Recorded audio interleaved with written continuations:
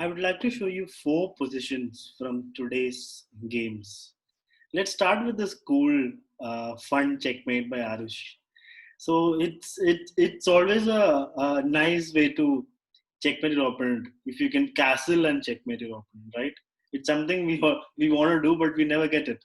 Arush finds a way to make it happen.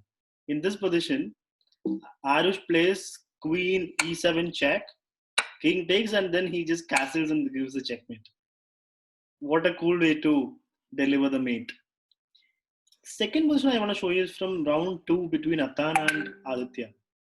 Here, you can see that both sides have opposite colored bishops.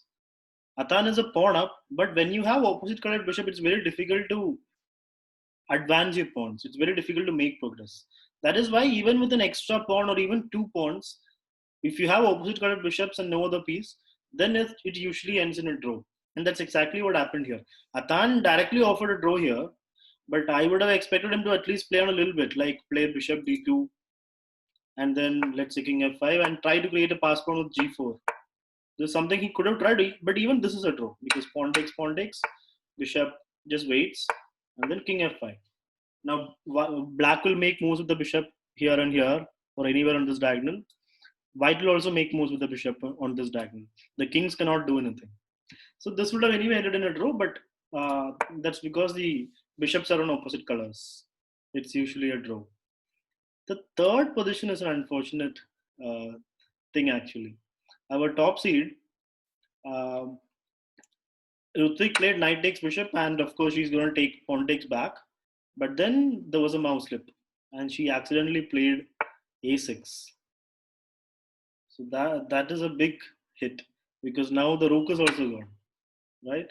So from there was no coming back, and Ruthvik took home the full point. So mouse slips happen. It happens to every player like rarely, and it's just something we have to adjust with. You to be careful, but sometimes it happens even if you're careful. It's just part of online chess. The last position is from this game, the most important game, the most interesting game of round three, if I may. Basically, Aditya has managed to win a piece. He is up a full piece against the second seed. And this is where he loses his calm. He plays queen d6 because white was threatening queen f8 checkmate. Queen f8, rook takes. Or rook f8, rook takes, queen takes. This is a threat, right?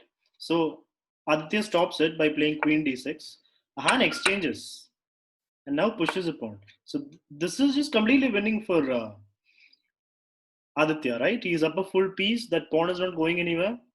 But here he fails to keep his calm and composure and plays the silly rook d7, walking right into a checkmate. I'll also show you how he missed a even better move somewhere back here. In this position, after rook d8, c6, basically uh, Ahan attacked the knight. Aditya attacked the knight. Instead of moving the knight or defending it with rook c2 or rook f2, which would have been fine, Ahan plays pawn c6, which is actually a big blunder.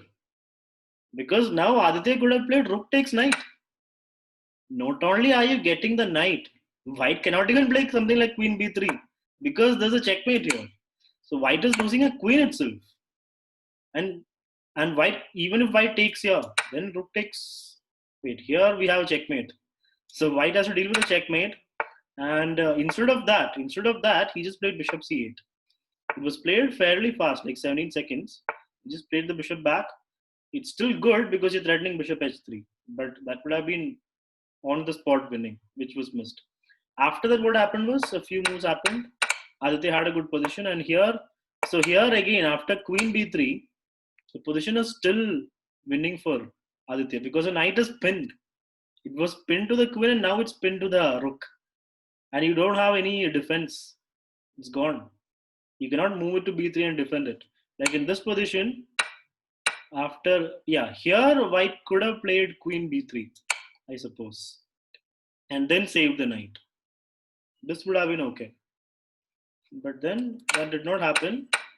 Ahan lost a full piece, queen d2. And then we get to this position, and this is where the fateful rook d7 blunder happened from Aditya. A position where he can simply win by playing rook e8 or rook g8. Rook e8 just wins, no? That's it. And even if someone plays rook f7, there's nothing. You can just play bishop e6, right? And you're basically a piece up. So the lesson here is from this gamers, you have to be calm and composed till checkmate happens, till the game is over. Because it is when you are winning that you get too excited. And if you're winning against a good player, you get even more excited, even before the game is over. So we have to be calm and should not show any emotions till the end of the game. That's something you can learn from this game between Aditya and Ahan. So after day one, the standings are thus: Ahan and Rutvik are tied for first on 3 points. Better Buchols and Buchols are the same. We have three players on 2.5: Atan, Amvi, and Jayant. And then there are a lot of players on 2. So let's see what day two, the next